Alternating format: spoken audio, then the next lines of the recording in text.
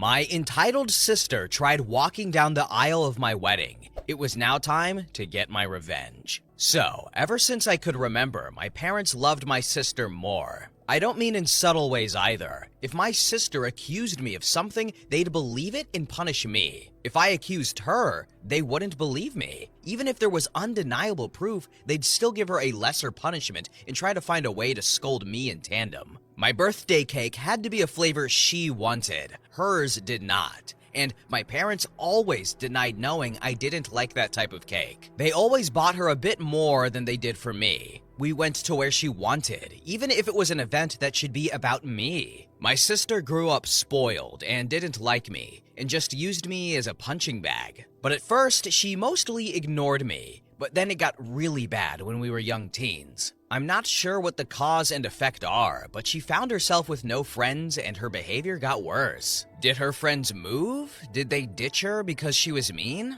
I don't know, because we were never close, and my parents loved to boast about her achievements, but never ever mentioned any issues. Whereas with me, they loved to bring out any flaws of mine constantly as teasing material. I only knew she had no friends because we went to the same school and I noticed her no longer walking around with people. Anyway, she had no friends. I did. I used to be decently popular. My sister realized that, and suddenly I stopped being this occasional punching bag to a hated person she needed to take down at all times. She started accusing me of more stuff. She accused my friends of more stuff. My parents stopped allowing me to hang out with anyone. The excuses ranging from, "They're not good people according to your sister," to, "Why are you trying to leave us? Why can't you be like your sister and enjoy your family time?" What saved me from complete isolation was my extended family. Most of my family lived in the same town, and I got along with my cousins despite some age difference.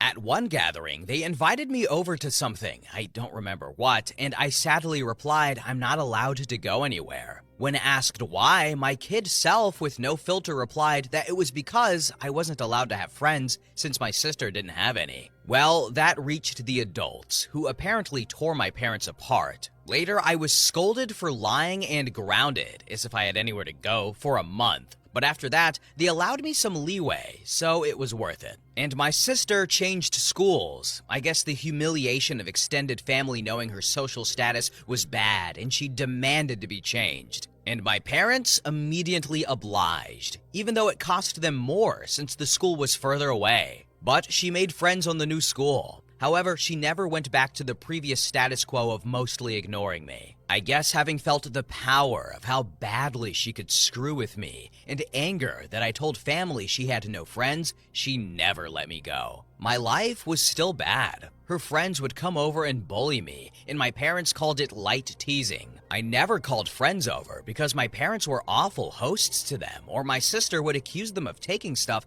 and they'd believe it. I did become close to my cousins though, since my parents never dared to do any of that to family. And then I got my first boyfriend. I didn't want to bring him home at all, but my parents insisted. Well, at one point we were separated, and he came to find me to tell me my sister was flirting with him, by which he meant she came over with skimpy clothing, batting her eyelashes really badly, and started telling him how bad I was and how good she was. He was irked and ran off to find me. Of course, my sister told my parents a different tale, that my boyfriend had instead tried to flirt with her, but she naturally refused since how could she do that to me? Guess who my parents believed? Now, my boyfriend wasn't perfect, but I immediately believed him for a main reason. But remember that back then I was a teen and suffering from the unfair bad treatment. I was very resentful and moody and now hated my sister as much as she hated me. With that disclaimer out of the way, let's talk about looks. I hadn't mentioned them yet because they weren't relevant. My parents were and are overweight. And since they liked showing love via food, such as giving you more food, buying treats, etc., my sister was and is also overweight. Whereas back then, I was not overweight, and I still am. In fact, I've always been kind of skinny because punishment often included no treats or snacks. Obviously, weight isn't what matters, personality is. But my sister, even though she was already rude and spoiled, even her flirting attempts were bad because she never learned to work for anything, since she could demand and my parents would deliver. Added to the fact that she didn't look like some sexy model, even my self-conscious teen self didn't believe my boyfriend would try and cheat on me with her. Anyway, my parents prohibited me from dating such a horrible boy. I did try to keep going in secret, but it was hard and the relationship ended. I did get another, but again, my sister accused him of flirting with her when he refused her advances. And again, my parents believed her. I tried pointing out how this happened again, but they decided that meant I was incapable of making good choices and kept picking bad boyfriends. The relationship couldn't handle the Romeo-Juliet situation and fizzled out again. I would eventually get called the S-word in high school, as I was fine with making out with boys and such, but refused to have relationships. Thankfully, it never got back to my sister or parents. My sister did bring home one boyfriend during all this time. He was paraded with pride, and my parents spent every second telling me how good he was and why couldn't I be like my sister and find myself someone like that. Until he stopped showing up, and suddenly he was a conniving B-word that tricked my sister. Oh well. And the unequal treatment continued at this time. She had more spending money. Her curfews were much better than mine. She was free to go anywhere at any time while I couldn't. If I pointed it out, my parents would say it's because she's older. But when I reached that age, I still didn't have the same treatment she had. And when pointed out, they'd deny they ever said that or claimed it because I couldn't be trusted like she was, using my sister's accusations against my boyfriend and friends as proof of my bad judgment. Time goes by, and it's time for my sister to graduate. She was accepted into a college, not a very well-regarded one, and she had no scholarship or anything. Again, because only her achievements were told to me, I don't know which colleges she even tried for, so I can't say how badly she was rejected. I do know her grades were bad in school though, because whenever she got a B, we would celebrate.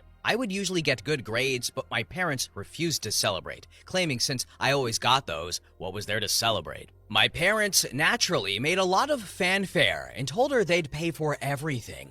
I was relieved she'd be going away, but not that it made my life any easier. She'd always come home every other weekend, and somehow stuff kept going missing from her room or some other issue she'd think of to make my life miserable. My curfews were still strict, etc. Eventually, my mom came to talk to me about my impending graduation. I'm only a year younger than my sister. She told me since they were paying for my sister's college, they had no money to pay for mine. So it would be better for me to start working immediately after graduation and waiting until my sister finished university to see if they could afford something for me. Oh, and if I decided to stay at home, I'd have to pay for all my stuff, part of the bills and rent. I pointed out I could get student loans. My mom said yes, except no. That is because they were so caring towards me and I had such bad judgment, they would decide if a college was worth my getting into debt or not. I'm not sure how they'd stop me from getting loans, but I didn't ask. Scholarships weren't mentioned. They had no idea what my grades were anymore and never believed in my capabilities. Anyway, I didn't bat an eyelid. I simply said, okay. My mom clearly didn't expect that and kept pushing. Maybe she hoped I'd throw a tantrum so they'd have an excuse to never pay for my college. But I said nothing except I understood their position, thanked them for caring, and that was that. My dad later tried the same, but I also refused to be emotional. You see, after a whole lifetime of their terrible parenting, I never had any expectations towards my education. I knew they would find an excuse to not pay for mine and make my life miserable. I never believed they would eventually pay it if I worked and waited for my sister to graduate. I had been preparing for college for a long time.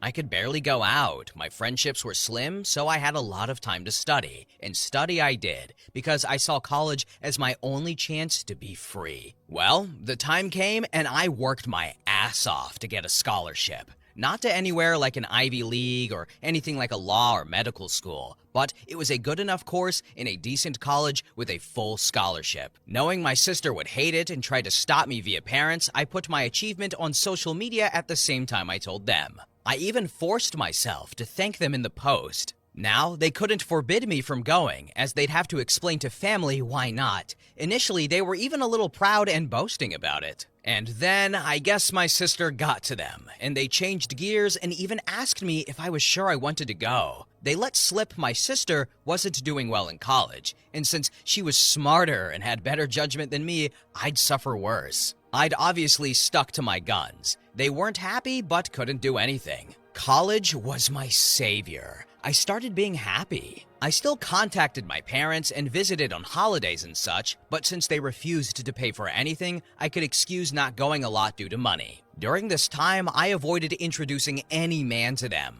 And my sister stopped going to college. I know she didn't graduate because, again, they'd have made a fanfare about it, and she moved back home, paying no bills or rent, by the way. But it's different, my parents said, and she started working at the same company as my mom, obviously thanks to my mom pulling strings. This was all sold to me as a source of pride. Oh well. But I'm almost there, I promise. I met my husband around this time. You know those people that say if I was in X situation, I would have done something? Well, my husband is the type that really does. I'm the person that is meek and a doormat in any situation and then can't sleep at night wishing I had done something, had thought of something witty to say, etc. I'm the person that can't help but cry when I'm angry. My husband is the guy that claps back immediately. He loves drama in that he loves to resolve it. He's the guy that if he doesn't immediately reply to a slight, you better start worrying because he won't forgive and forget. He's just stewing something worse for revenge. He's the one that wanted me to post here and wanted to post on a nuclear revenge board too, but decided what we did wasn't nuclear. People were baffled I got together with him, but just because I was incapable, thanks to my upbringing probably, of acting like him, it didn't mean I didn't like it. I love that my husband does what I can't, and he treats people well as long as they do the same to him. When we discussed marriage, we decided we didn't care much about the ceremony due to our budget, as we'd rather spend on a dream trip to Europe for our honeymoon. As for where to do it, since his family was spread out and mine was still mostly concentrated in my hometown,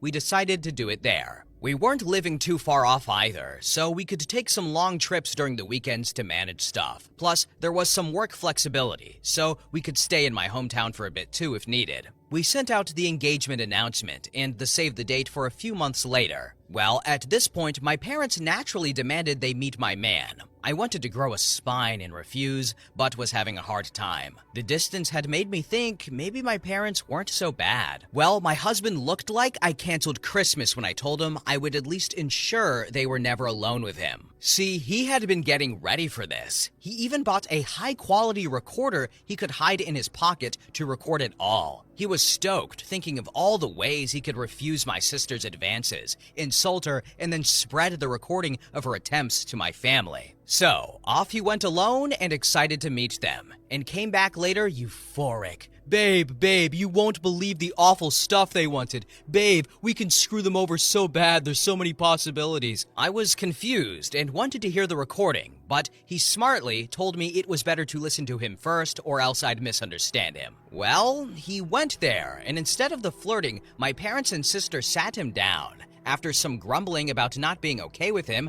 my judgment, etc., they proclaimed they were willing to pay for my wedding, on one condition. My sister would walk down the aisle on my wedding first in a wedding dress. Alright, so they want me to chip in real quick, and I have to say I am enjoying the story so far, and I'm glad that OP is giving context and backstory as to the relationship and dynamic with her sister, because we get so many stories that are way too short where we're like, hey, we need a little bit more information on how things are going here, and she is painting a full picture. And also, I don't think anyone's in the sisters camp right now, so we're gonna see what happens. Let's continue. Their excuses were that it wasn't okay for a younger sister to marry first, so it was only fair if my sister had at least the experience of it on my venue, with pictures being taken, and the dress, and she'd have a cake later too, etc. My husband will now type his part.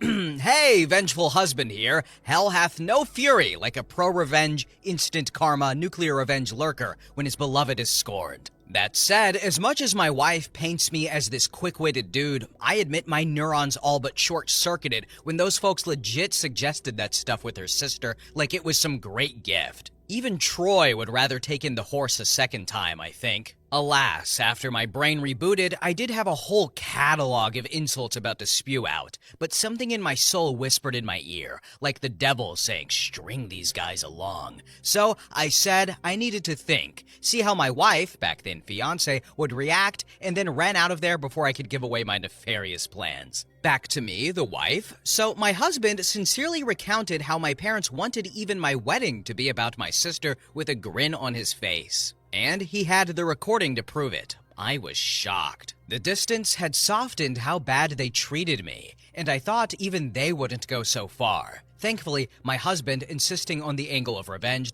helped me not go to a bad headspace. We had a blast thinking up ways to screw them over for this, from ridiculously outlandish to what we thought was feasible. We then called his much more level-headed brother when we decided on a plan. It involved having 2 venue addresses, giving them the wrong one, etc. Well, level-headed brother scolded us for it. While he acknowledged he would never be able to convince us from retaliation, he at least showed us that it would be hard to pull off. Some of our other ideas were also at danger of us getting sued. So, we eventually settled for the most benign plan. Act like we agreed, but then hire security and don't let her in. Obviously, if that was all, it wouldn't be pro-revenge. The rest is all mostly my husband, but he wants me to do the honors, so here goes. And just important to mention, everything he did was previously discussed with me, and were our mutual ideas. He went back to my parents, said he probed, and thought I wouldn't be down with it. However, he didn't see the issue, and not wanting family to fall apart, would be down to helping them do it. He pointed out I don't like conflict, so if I was surprised with it, I might not throw a tantrum in front of all the people. On the other hand, marriage is a big thing, so who knew if I'd lash out? Thus, he suggested a compromise. They'd help pay for stuff. This way, I would feel even more pressure to not say anything, as not only would it be public, well with our families there, but I would be grateful to the help that they gave me